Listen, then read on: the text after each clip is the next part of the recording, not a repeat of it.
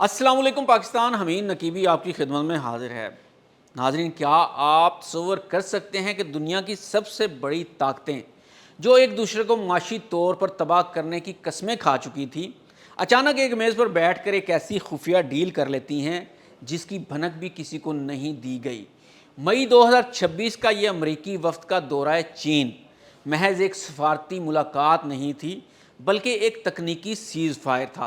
एक तरफ वाशिंगटन के पास वो सिलिकॉन चिप्स हैं जो मुस्तकबिल की एआई कंट्रोल करेंगी, तो दूसरी तरफ चाइना के पास ग्रेफाइट और लिथियम, जिसे काला सोना भी कहा जाता है, चाइना के पास मौजूद है, जिसके बगैर अमेरिका की एक भी इलेक्ट्रिक गाड़ी सड़क पर नहीं चल सकती। आज की इस वीडियो में हम इस ग्रैंड डील को डिकोड करेंगे।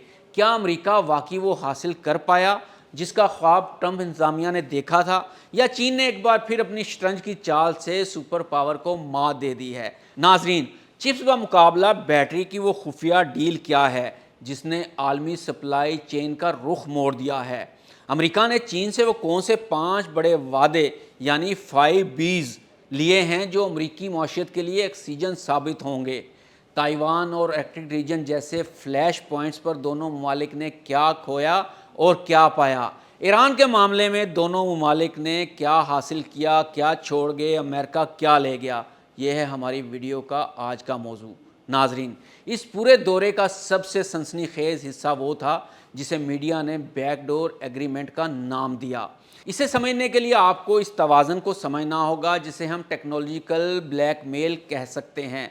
अमेरिका ने चीन के गले पर इन जदीद तरीन सेमीकंडक्टर्स चिप्स के ज़रिए अंगूठा रखा हुआ है जो आर्टिफिशियल इंटेलिजेंस और जदीद हथियारों में इस्तेमाल होती हैं। चीन इन चिप्स के बगैर अंधेरे में जा रहा था, लेकिन बीजिंग के पास एक ऐसा हथियार था जिसने पेंटागन के पसीने छुड़वा दिए। वो हथियार था बैटरी मिनरल्स। दुनिया की 70% लिथियम रिफाइनिंग और 90% से ज़ायद ग्रेफाइट की सप्लाई चीन के हाथ में है। अगर चीन ये सप्लाई बंद कर देता तो अमेरिका का ग्रीन एनर्जी का पूरा ख्वाब चकनाचूर हो जाता। टेस्ला से लेकर फोर्ड तक तमाम अमेरिकी कंपनियां ताले लगने के करीब पहुंच जाती। ज़राए बताते हैं कि खामोश मुआहदा हुआ। अमेरिका ने चीन को इन लेगेसी चिप्स की फराहमी में नरमी देने का वादा किया है जो आम गाड़ियों और इलेक्ट्रॉनिक्स में इस्तेमाल होती हैं। बदले में चीन ने अमेरिका को यकीन दिलाया है कि वो लिथियम और ग्रेफाइट की बरामद पर कोई अचानक पाबंदी नहीं लगाएगा। ये एक ऐसा समझौता है जहां दोनों ने एक दूसरे की शहरक छोड़ने पर इत्तफाक किया है, लेकिन याद रहे खंजर अभी भी दोनों की जेबों में मौजूद है। ईरान के हवाले से अमरीकी वफ्द और चीनी हुकाम के दरमियान होने वाले मुज़ाकरात का मरकज़ वाशिंगटन का वो शदीद खदशा था कि चीन की जदीद फ़ौजी टेक्नोलॉजी ईरान के हाथों में पहुँच कर मशक़ वस्ता में अमरीकी बहरी बेड़ों और इत्तेहादियों के लिए नाकाबिल तलाफ़ी नुकसान का बायस बन सकती है। मुसद्दक़ा ज़राए के मुताबिक अमेरिका ने इस दौरे में चीन को ऐसी इंटेलिजेंस रिपोर्ट्स फराहम की जिनमें यह दावा किया गया था कि ईरान को फराहम करदा चीनी सेमीकंडक्टर्स और ड्रोन टेक्नोलॉजी बराह रास्त इलाकाई तनाज़ात में इस्तेमाल हो रही है। इसके जवाब में चीन ने एक इंतहाई नपातुला मौक़िफ़ इख्तियार किया। बीजिंग ने वाज़ेह किया कि वो ईरान के साथ अपनी जामिया स्ट्रेटजिक शराकत दारी के मुआहदे से पीछे नहीं हटेगा, लेकिन वो खित्ते में किसी बड़ी जंग का हामी भी नहीं है, क्योंकि इससे खुद चीन की अपनी तवानाई की तरसील मुतासिर हो सकती है। मुज़ाकरात का हतमी नतीजा एक खामोश मुफाहमत की सूरत में निकला, जहाँ चीन ने गैर रस्मी तौर पर इस बात पर इत्तफाक किया कि वो ईरान को गेम चेंजिंग हथियार जैसा कि बैलिस्टिक मिसाइलों के लिए जदीद गाइडेंस सिस्टम और स्टिलर ड्रोन टेक्नोलॉजी फ्राहम करने में इंतहाई एहतियात बरतेगा। लेकिन याद रखें, चीन ने बिल्कुल इनकार नहीं किया कि वो ईरान को टेक्नोलॉजी नहीं देगा। ये ऐसे ही है जैसे गोंगलों से मिट्टी झाड़ी गई है, और यहाँ भी ट्रंप को साफ इनकार किया गया है। लेकिन बदले में अमेरिका ने भी चीन को कुछ देने की कोशिश की। अमेरिका ने चीन की जानिब से ईरानी तेल की मुसलसल ख़रीदारी पर आयद पाबंदियों को फ़िलहाल सख्ती से नाफिज ना करने का इशारा दिया है। यूँ अमेरिका ने ईरान की अस्करी क़ुव्वत को लगाम देने की कोशिश की, जबकि चीन ने अपनी तवानाई की ज़रूरियात और ईरान पर अपना सियासी असर व रसूख बरकरार रखा हुआ है।